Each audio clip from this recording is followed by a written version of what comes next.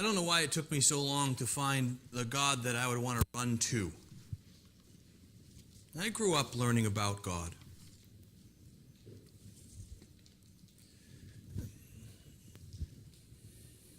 But I was kind of scared of him. Anybody else have that experience? And maybe because God is mysterious, I don't know, but it really was kind of the takeaway I had was, he sees you when you're sleeping. He knows when you're awake. He knows if you've been bad or good, so be good for goodness sake. But as I have spent really the better part of my life trying to teach about who this God is, it's become more and more clear to me that God is not frightening. Now, he's not tame either, and he's not a he, of course, nor is he a she. I use the masculine pronoun just because it's a habit and perhaps not a good one, but it is my habit. Jesus showed up to help us understand who this God was, and did it in ways, both by the way he lived and the way he taught, that are really mind-blowing if we'll take a few minutes and just settle into some of the things he did and said. And I think that for me, at this point in my life, that this story that he gives us, story of these two sons, it's called the prodigal son, right? But we realize that there's two sons, and they both left. I really think the story is more about the father than either son. And Jesus tells it to help us understand really what God is like. And what you discover when you begin to spend time in it is that this God that Jesus is teaching about is one that you would run to. Now, I want to unpack some more about this morning. Jesus tells this story, as we said over the last couple weeks, because there are people in the crowd that he's talking to who are not very happy about the quality of people who are hanging around Jesus.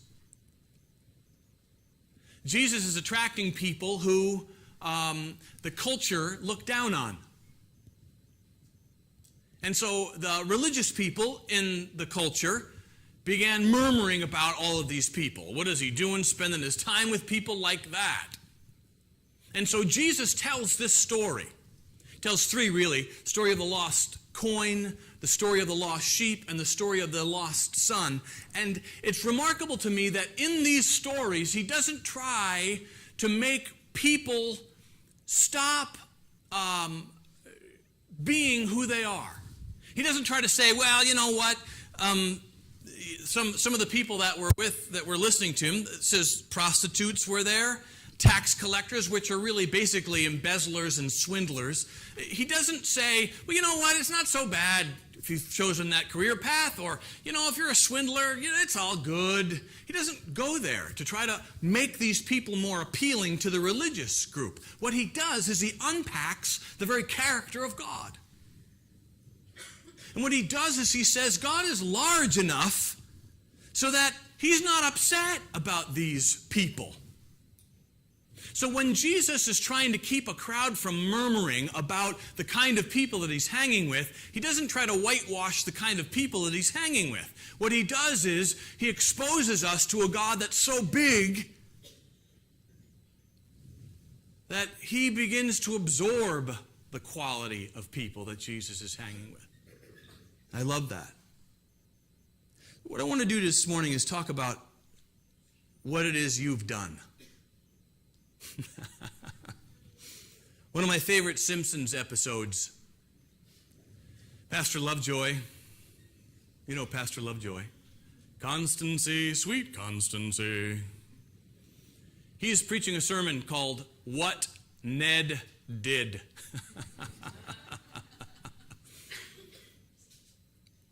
That's not what we're going to do today. But I want you to keep in mind some really crummy stuff that you've done. Just bring it up. You don't verbalize it, just bring it up. Mull it over a little bit. The thing that makes you feel bad about yourself. Hang on to that for just a second. When he came to himself, now we've been following this young man who left home, took his inheritance, and we don't have time to go back into that, but you can go online and take a look. So he's now lost all of his money. Economy crashed. He's feeding pigs and wishing that he could eat some of the pig food because he's starving to death. And then Luke says, when he came to himself, he said, I will set out and go back to my father and say to him, Father, I have sinned against heaven and against you. I am no longer worthy to be called your son. Make me like one of your hired servants. So he got up and he went to his father. But while he was a long way off, his father saw him and was filled with compassion for him. He ran to his son, threw his arms around him, and kissed him. It's not a very scary God, is it? The son said to him, the rehearsed speech, right? Father, I have sinned against heaven and against you. I am no longer worthy to be called your son. And just as it's getting good in the son's speech, the father stops him. He never gets out. I'm no longer worthy to be called. Make me one of your hired servants. Just give me a job because I'm starving to death. The father said to his servants, quickly, move quickly. Bring the best robe and put it on him. Put a ring on his finger and sandals on his feet. Bring the fatted calf and kill it. Let's have a feast and celebrate. For the son of mine was dead and is alive again. He was lost and is found. So they began to celebrate. Now, let's unpack this. Let's talk about the Son for a second. And the Son is us, right? That's where we find ourselves in the story. When Jesus is talking about the Son, this Son, he's talking about us. And the reality is, pain brings a reality check to this kid. And that's what pain does, right? Pain brings a reality check. When you feel pain, you go, okay, literally, let's just talk about literal pain for a second. Everything is going just fine, and then you feel a pain somewhere, and you go, oh man, why does my hand hurt? And you kind of check into the reality of that pain, but emotional pain does the same thing. Life pain does the same thing. When you're in it, it kind of snaps your head back, and it's like cold water in your face. And so this kid is kind of lost. But pain is one of his best friends. Now, I don't wish pain on anybody. Last week we said God's job is not to alleviate your pain. Remember? He won't rescue you. Why is that? Because that's the very thing that normally helps us to snap to and go, okay, what's really going on here? Not always, but often. So Luke says he came to himself. What does that mean? That's a beautiful phrase. He realized he wasn't himself. Has that happened for you? You realize, you know what? This is not me. He looked around and saw where he had ended up. And, you know, in popular culture, we would say he hit rock bottom. And he said, this is not me. This isn't the life I want. What does that? Pain.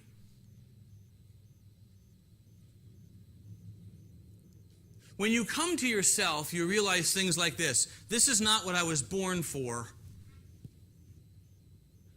This is not what it means to be a human being, to live like this. And this kid thought he was going after all of the best stuff. And that's how it always starts. But he came to himself. I've come to myself lots of times. It doesn't just happen once. You ever come to yourself, and then a few months later you come to yourself, then a few months later you come to yourself, then a few months later you come to yourself. And actually, there is this kind of progressive sense of refinement where you become more and more of who you really are. And by the way, I think that that's our work. Our work is to become who we are, who we already are. And as I've said 100 times, what that requires is a chipping away of what we'd allowed to glom onto us. to get down to the core of who we really are. Who you are is a human being made in the image and likeness of God. In essence, who you are is very much like God. And if you can get down to who you really are, your life will live a lot like the life that Jesus lived. Remarkably.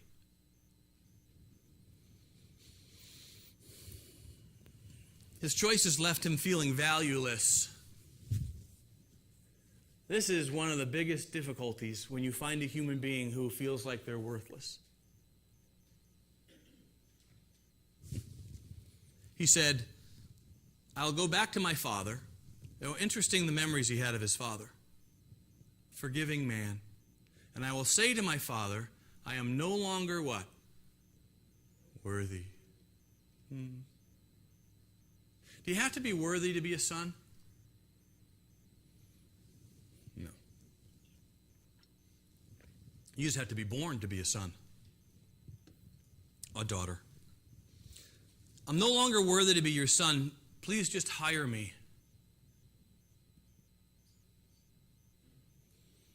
Worthlessness. One of the things I've realized over the last couple of weeks is that, we've said that what God really does when he shows up in a life is he helps us understand that we're accepted. But that's not all.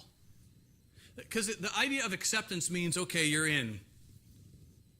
Not only does God want to infuse in us a sense of acceptance, but he wants to infuse in us a sense of value. You are valuable. We look at what we do and we say sometimes, I'm not valuable. We have to look at who we are. And when you come to yourself, what you do begins to match who you are. See? That's what coming to yourself means. You look at where you are and what you're doing, and you're going, wait a second, how did I get here? This is not me. I just don't understand this. The son, he says to himself in his sin, I have sinned against heaven and against you. Let's talk about sin for a second. Everybody's going, oh boy. One of the things that people don't like about the quest and leave for, if they're too Christian-y, is that I don't talk about sin enough. So here we go. Let's talk about sin. No, really. So what does it mean to sin? Sin is, it's a Greek word, armartia. And what does it mean? To miss the mark. It's a marksman term. So I'm aiming at the target, and I pull the trigger. What's the intention? Hit the target, but I missed it. That's what sin is. What is the target? I think that there's at least two as I unpack this concept. All through the First and Second Testament, there's two concepts. I miss the mark of becoming who I am. And I miss the mark of what love would do in any given situation. That's what sin is. So if love would be wonderfully generous, missing the mark would be, in this situation, being stingy or possessive. That's sinful. Does that make sense? I want to demystify this because it's not mysterious. We sometimes choose the thing that's we missed the mark, right? Has anyone missed the mark this week? Yes. It's okay.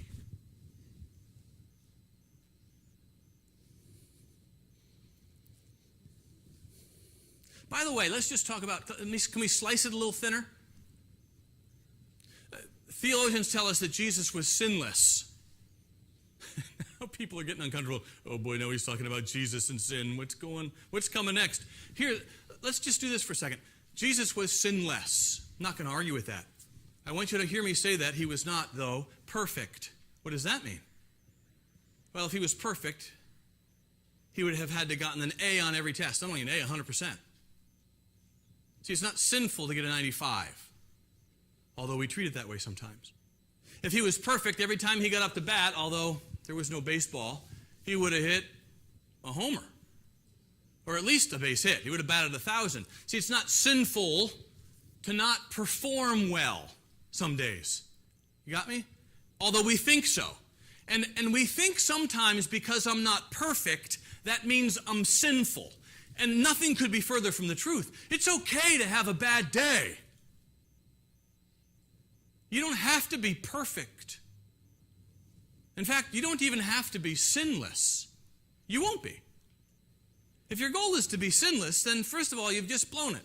Because you just sinned by... Because it's just not true. It's not possible. You're not going to be. Now, this kid really crossed the line. He wished his father was dead. He took all that his father had given him. He squandered the money on his own kind of pleasure. He found himself then in this bad economy, wherever he was, working for a farmer. It says he glommed onto a farmer. He actually became a servant, working for food. And he wished he could eat the husks that the pigs ate. And then he came to himself. That's where we find him. That's me. That's me. That's me. But that's not what the story is about. The story isn't about this kid or his brother. We'll unpack his brother next week. By the way, his brother never left physically, but his brother was much worse than this kid. What I really want to do is talk about the father. Now, keep in mind that the best synonym for God is what? Love. So the beautiful thing about that is this, that when we're learning about the character of God, we're also learning about the character of love. Because there's no difference, right? We have to get our heads around that. When we're talking about God, we're talking about love. When we're talking about love, we're talking about God. And so what Jesus here is doing is helping us see what God is like. He's also showing us what love is like. So the first glimpse the Father has of the Son, did you notice it in the passage? While the Son was still a long way off, the Father saw him and did what? First of all, he had a sense of compassion. He was the Father's wu wei, if you remember that, and if you don't, we can't explain it, but when the Father saw the Son, the Father was filled with compassion. Compassion is a remarkable word. It means to feel something, believe it or not, this is what it means in the Greek, to feel something deep inside your bowels. Now, we're used to feeling hatred that way sometimes. We're used to feeling jealousy that way. We're used to feeling resentment that way. We really aren't used to feeling compassion that way, although we do. When the Father saw the Son and recognized him, who knows how far away he was filled with compassion for him, and he ran to him. Now, who is Jesus describing in this passage? A father? He's describing God. We have a God who runs. Now, in the ancient Near East, men of this age did not run. It was not easy to run. They had robes and inner robes, and to run, you had to hike them up. And it was very embarrassing. Shows the character of the Father. He does what is best for the Son. Now, when the Father gets to the Son, what do you expect? How about a good slap across the face? You wonder what the Son thought when he saw the Father running towards him. I do.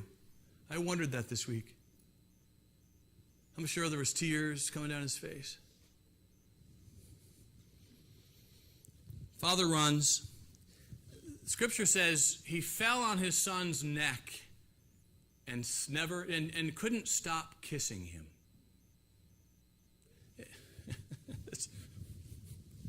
Put her there, son. It's good to see you. No.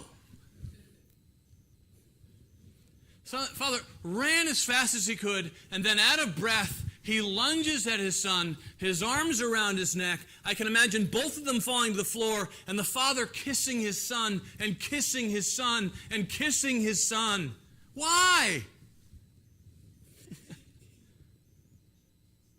Because it didn't matter to him what his son did. It mattered to him who his son was, and who he was never changed. He just tried to cover it up with what he did.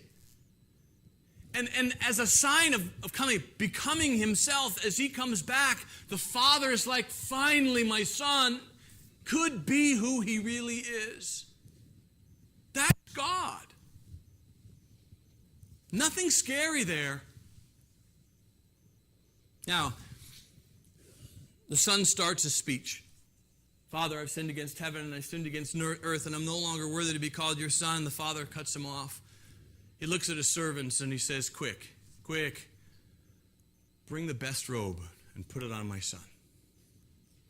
Bring a ring for his finger, sandals for his feet, and then kill the fatted calf. We're going to have a celebration. Now, what are those things? What are those things about? Have you ever wondered, are they random? I don't know. Sometimes when Jesus tells stories, those details are random. I don't think so in this one. Best robe, so what's the kid wearing when he gets home? He's barely dressed in tatters. He's not. I love the fact that the father doesn't say, quick, clean him up. It's not there. Now, think about this. Let's think logically about the Bible, which I know it's hard for people to do. But let's do that. Let's just think logically about this. Let's think hard for a second. If you are living in a home, and you are the kind of patriarch, who do you think belongs to the best robe? Yeah, it's his robe. What's he saying? Go get my best robe. Put it on my son. Wait a second. Have you smelled your son? Yes. Value. It's value. It's value. Clothing isn't what it was then. You actually could purchase things with clothing because it was so hard to come by. If you had an expensive robe, it was worth a lot of money. And people wanted that rather than money. Couldn't just go into the store and purchase something like that. It had to be woven for you. Remember the story in the First Testament of Joseph and the amazing Technicolor dream coat? When the father, Jacob, wanted to show the favor to his second youngest son, what did he give him? A robe. See, this is an ancient Near Eastern thing that completely eludes us because our culture has nothing like this. But it's get the best robe and throw it on the shoulders of this young man. Help him to understand how deeply I value him. Listen, friends, this is how God thinks about you. He will run to you. And he values you. A ring on his finger. What ring was it? There's only one ring. It's a signet ring. I'm giving him back his sonship. Now, this is ridiculous. This story is ridiculous, as the older brother tells us. There's no way this kid should get the best robe. There's no way he should get a signet ring and be given his position as son back. He had it once. He squandered it. Now he needs to pay. That's the God I was raised to believe in. Earn it. Remember the end of Saving Private Ryan? I know that's a flashback. Tom Hanks is dying on the bridge, and he leans over to Ryan, and what does he whisper in his ear? Exactly. Earn this. Earn what? Earn the lives of all of my whole group that just died for you. Now, at the end of the movie, Private Ryan is now an old man, and he and his wife are at the grave of Tom Hanks' character, And he looks at his wife and he says this, "Am I a good man?" She said, "What do you mean, are you a good man?" What is he asking? Did I earn it? Listen to me.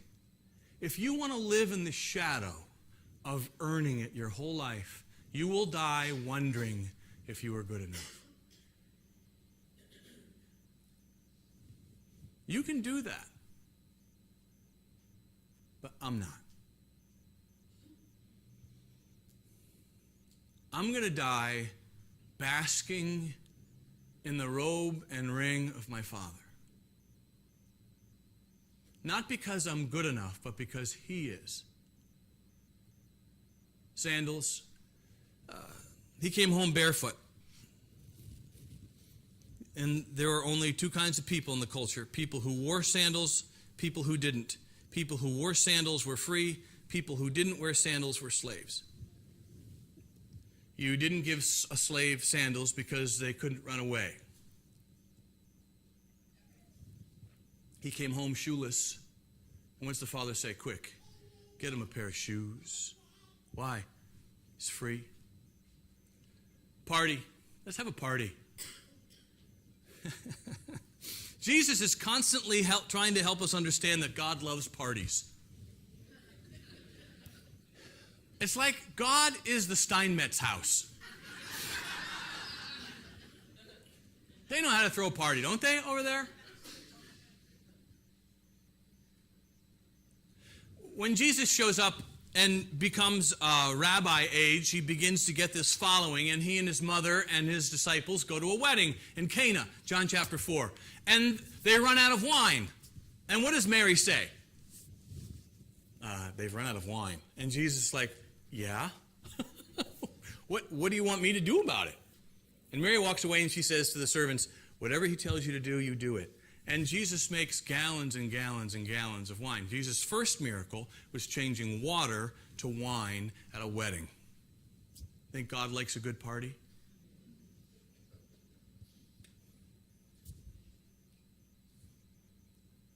The son comes back, and what does the father, who is this God figure, say? Kill the fatted calf, let's have a party. We're going to have a party. Why? This is remarkable. Why? The pronouncement. Because the son of mine was dead and is now alive. How does God define death? This is so important. Hang on here. What does it mean to be dead? Yeah. You're heading the wrong direction. You're not living out who you really are. You're not living a life of love. That's what it means to be dead. He said, this son of mine was dead, but is now alive. Alive. He was, what does it mean to be lost?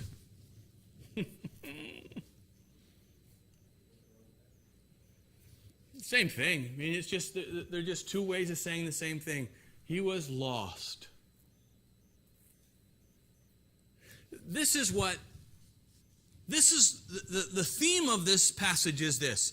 Our sinfulness is not a crime to be punished, but it's a sickness to be healed. Now, if you think it's a crime to be punished, then you're not thinking about the God that's represented in this passage. It's not a crime to be punished. It's a sickness to be healed. And what brings healing? Understanding the very character of God.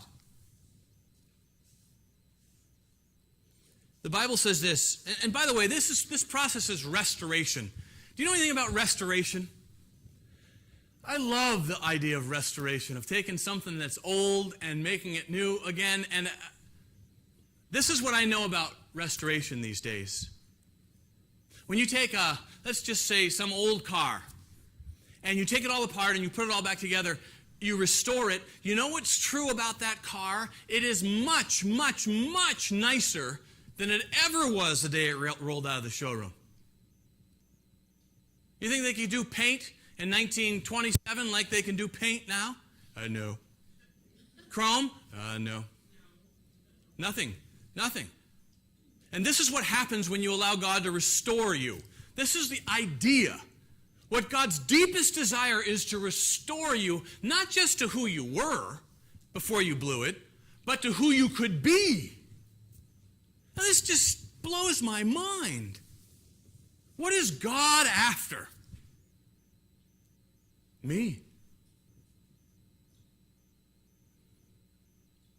God isn't after me to give me my comeuppance. He's after me to help me become who I am. Why? Because nobody else can be that. And our world needs that. See, our world needs Teresa to bloom into who she could be. And Helen. There'll be something missing in the puzzle if Scott doesn't become the Scott that God thought of when God first had the Scott thought. See?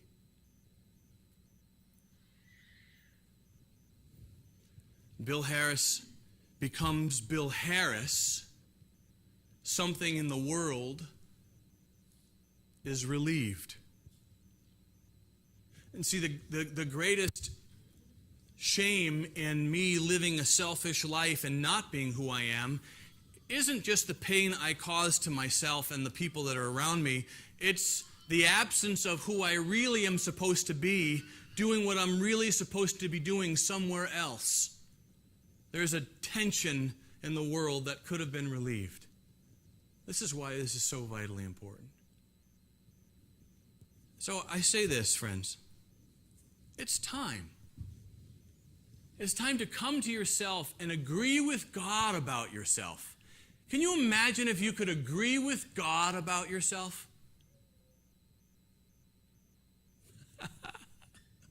What does God say? You're valuable.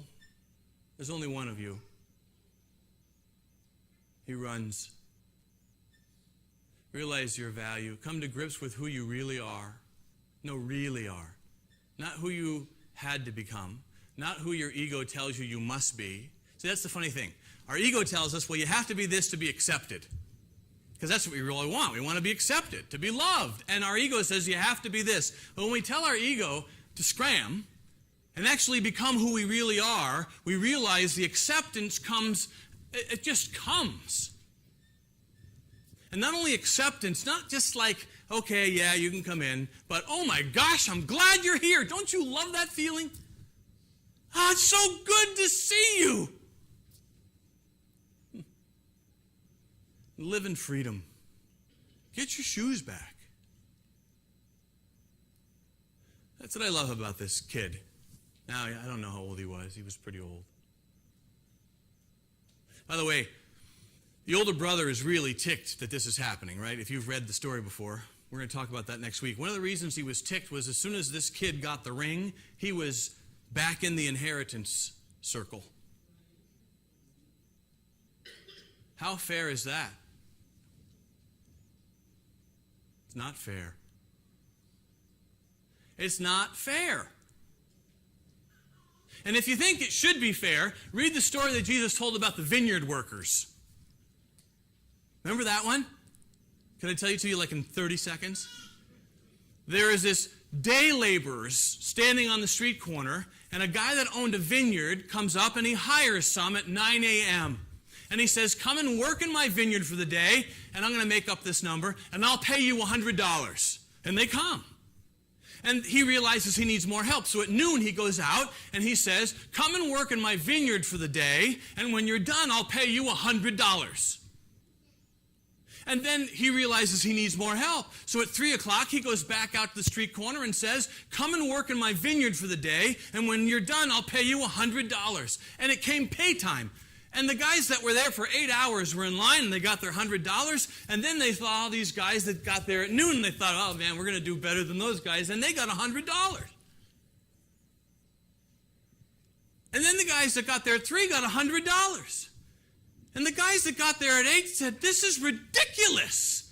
And the vineyard owner said, what business is that of yours?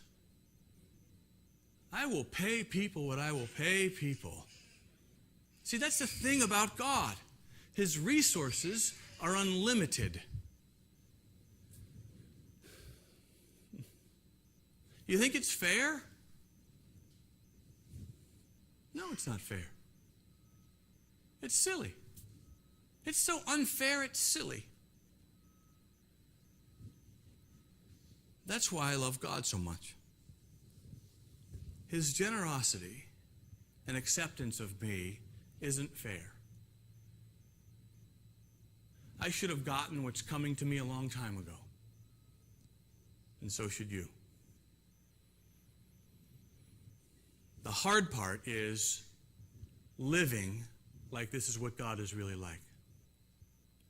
Because God is a lot easier on you than you are on yourself, right? There's this goofy old story about elephants. And I don't even know if it's true. I hate the circus. Clowns freak me out. And I don't like the way that, it smells. I haven't been to a circus since I was probably 6 or 7. But this is what they say. That when an elephant is young, they tie up its leg and stake it to the ground. And when it gets older, all they have to do is tie up its leg. And they don't even have to stake it to the ground. The elephant can leave anytime it wants to, but it doesn't because it thinks that with that thing tied to its leg, it's going to stay right put. And that's what we do. We live as if we're still tied up and in prison when the doors are open and we're free. You don't have to live like that anymore.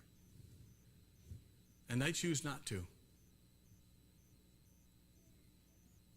I want to live a life of celebration with gratefulness, where everything I eat and drink is like communion to me, where every human being I see the face of God, even the one in the mirror,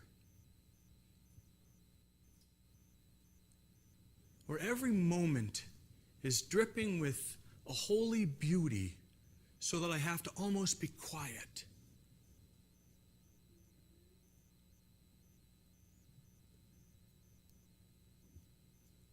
Because God loves me and He accepts me and He gives me such a great sense of value. That life is what it really means to worship, friends. So God help us with this. We're all in different places and kind of scattered around in our hearts, and we're having a hard time believing this could be true.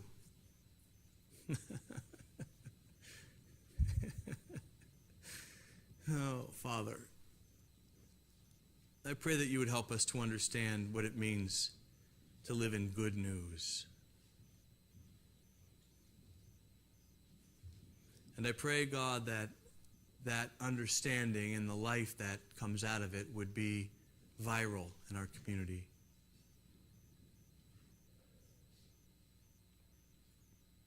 That's what we need, God.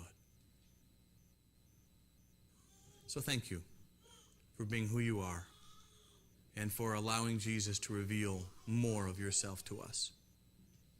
And I pray, God, that you would help us to live in that this week. Amen. Thanks, you guys. Have a great day.